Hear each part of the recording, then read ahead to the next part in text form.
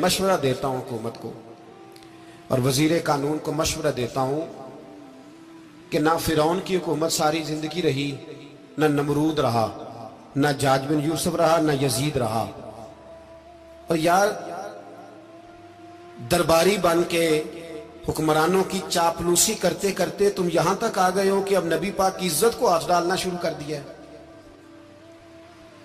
और आप यकीन करें सियासी जमातों का इतना बुरा हाल है कि इनके लीडर के बारे में कोई बात करे तो पागल हो जाते हैं ये एहतजाज कर करके। और उसने डायरेक्ट कह दिया कि खत्म नबूवत का मसला ही कोई नहीं, जो दीन की बुनियाद है, किसी को परवाह नहीं। मुझे तो उन लोगों की फिक्र हो रही है जिन लोगों ने इन्हें वोट दिए हैं, वो अल्लाह को क्या जवाब देंगे। और ये अल्लाह माशाल्लाह सारी सियासी जमातें इस तरह की। और मेरा वजीर कानून साहब को भी मशवरा है कि जिंदगी बड़ी थोड़ी है, बड़ी थोड़ी।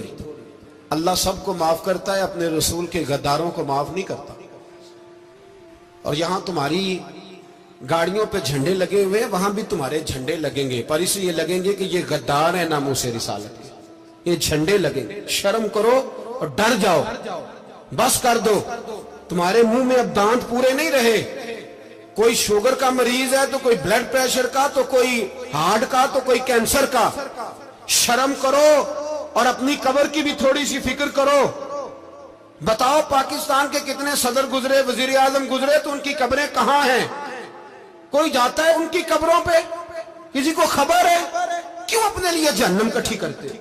सारा कुछ दुनियादारी रह गई है, सारा कुछ सिर्फ यही रह गया। हजरत अबू बकर सरदार थे, हजरत उमर सरदार थे कबीले, हजरत उस्मान सरदार थे। उन्होंने सरदारियों को ठोकर मार के रसूलुल्लाह के कदमों में बैठना पसंद किया। सरदारियां छोड़ के गुलाम बन गए।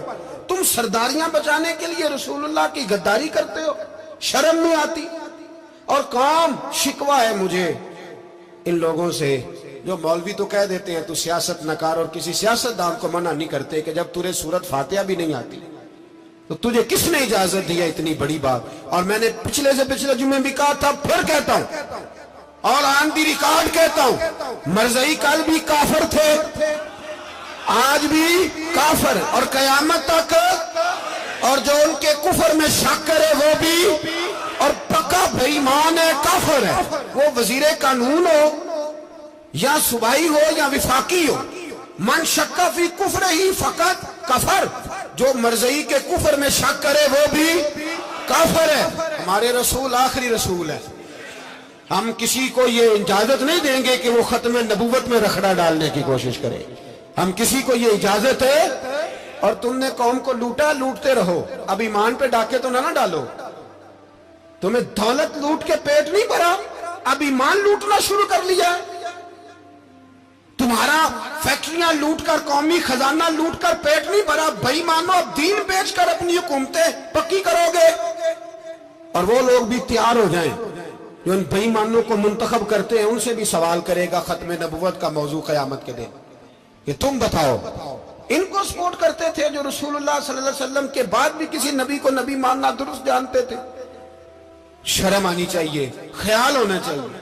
और मैंने कहा कि हमारा दिल नहीं चाहता, आप यकीन करें, हमें शौक है जुलूस निकालने का, तुम्हारे खिलाफ बातें करने का। तुमने रोज थर्मामीटर निकाला होता है, चेक करते हो कि ईमान कितना है कितना नहीं है। ये पाकिस्तान अगर सूबा सिंध है तो हजरत अब्दुल्ला शाह गाजी का है, अगर बलोचिस्तान है तो हजरत बाबा अब्दुल रहमान का है, और अगर पेशावर है तो वो सूफिया का है, और अगर ये धरती पंजाब है तो ये दाता अली अजमेरी की है, ये बाबा फरीदुद्दीन की है।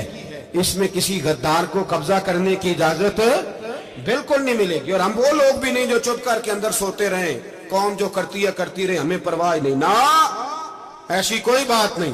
कोई बंदा ना समझे कि इन्हें होश नहीं, इन्हें पता नहीं, हमें सारा कुछ ही आता है। फिर अगर कल को कोई मुमताज कादरी पैदा हो गया तो शिकवा ना करना। कल को कोई फिर से आमर चीमा निकल आया तो शिकायत ना करना, याद रखना।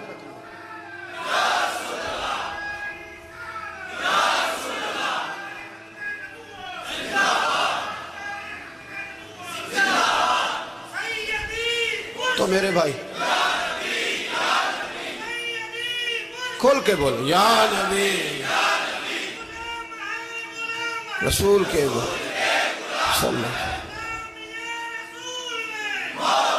तो ये मशवरा है।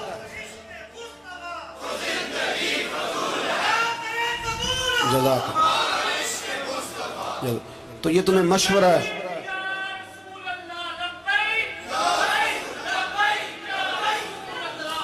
मेरी बात सुनिए, याद रखें, ये लोग बाद में पछताते हैं, फिर मुनाजरे कराते फिरते हैं, उसने सही किया कि गलत किया, फिर इन्हें होश आती है बाद में, फिर इनके हवारी निकल निकल के मैदानों में दलीलें देते हैं।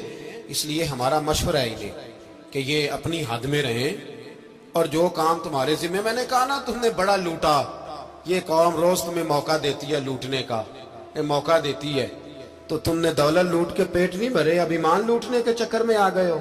याद रखो, मुसलमान गुनाहगार हैं, गद्दार नहीं है। तुम्हें दौलत लूटने का तो शायद मौका मिल गया है, पर ईमान लूटने का मौका नहीं मिलेगा। तो इसलिए इसको लगाम